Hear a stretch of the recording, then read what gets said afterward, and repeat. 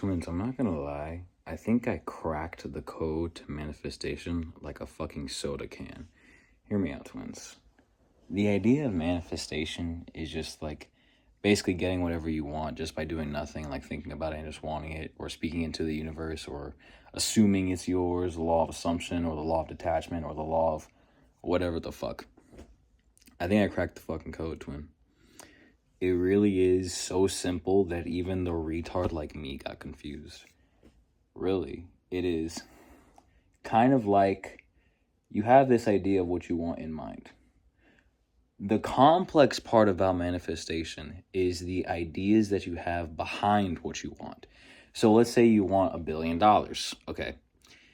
You first have to understand why you want it.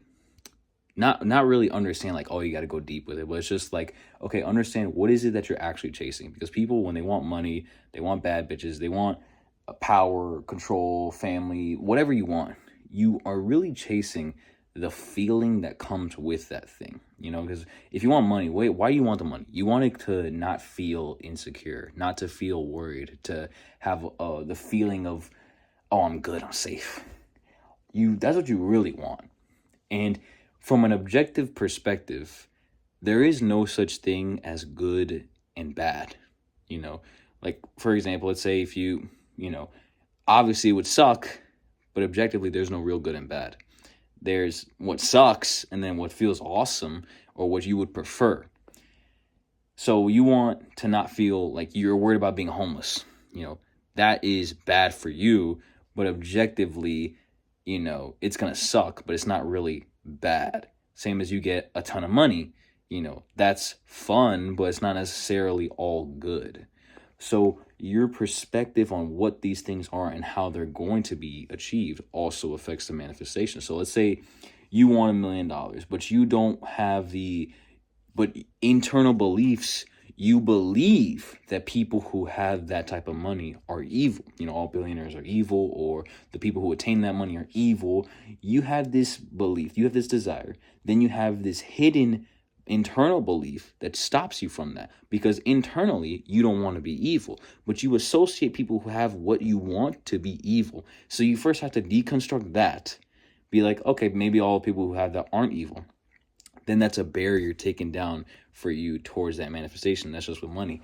Let's say you want to manifest a person, do you want that person because they would be, you guys would fit together like puzzle pieces? Or do you want that person because of how it would feel?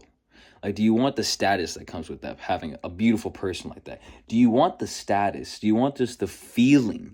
Everything we're going after, we're just chasing feelings. You just want to feel satisfied. You just want to feel confident. You just want to feel like you have it all. You don't really care if you have it, because there's people who have these things, but they feels like nothing to them. There's people that are millionaires and they're just like, oh, I want $1 billion and I want $1 trillion. It's like it doesn't matter. Because in reality, it doesn't matter. It doesn't matter whether you have like $1,000 or $100,000. It really matters is how you view it and how it feels to you. And feeling is the next thing that goes into manifestation. It's like you have to almost be detached from the outcome of what you want. You ever notice how like things like happen when you stop giving a fuck? Like, this happened to me several times where it's just like I'll be simping over someone, and the moment I stop giving a fuck is the moment they start simping over me. But now I'm just like, I don't give a fuck anymore. That's how it works, kind of. And you don't have to like be absolutely stoic, but you kind of just have to have this level of detachment to where it's not pedestalized, where it's just like it doesn't really matter. Because kind of like in a lot of the religious texts, when Jesus was tempted by the devil, his brother was going through it. And the devil was like, listen, bro, if you submit to me, take a knee, I will give you everything you want of this world. And Jesus was like, nah, twin, because I have heaven already internally. That's basically what it is. If you have it internally, which is basically delusion maxing, I'm just wanting whatever. I just picture that feeling or whatever I want. Just picture how it would feel like to have all those things. And then when I have all those things, I just feel satisfied because I'm just like, I already have those things. I don't really got a trip. I don't really care. Then when I stop giving a fuck after I already have it, then that's when it pops up in real life. Like, I thought of this, literally manifestation. Okay, this is what happened.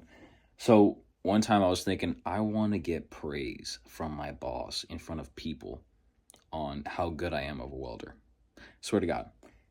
Like, I thought about it, I felt it, I pictured it exactly. And I was like, all right, cool. I let it go.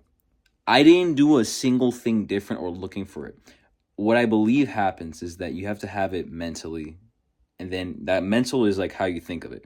Spiritually is how you believe it's going to feel, or how it should appear, or like the values you have behind it. So like, I believe that it'll be like this and this because I'm a great welder and my welds look good. And basically, that's kind of like the how I think it should happen. Not how it's going to happen, not like the process, but like the beliefs I have on why that'll happen or how it'll happen. Kind of hard to explain. But then physically, the opportunities to get that same thing show itself. So one day, I thought of it. A week later, I'm out here working, and then I'm going to show the parts to my buddy because he has to check them before he sends them out. A customer saw me and was like, "Hey, how you doing?" Looked at my welds. He's like, "Oh my God, those welds are beautiful." And then my boss spawned in right next to him. And then he starts glazing me too. And then it hit me at that moment. I was like, oh my God, it came true. Without me having to do anything consciously. And then there's plenty of other times where, let's say one where I wanted to get free food. And then I was hanging out with my homegirl. Bought me free food immediately. Literally the same food I wanted to, which was crazy.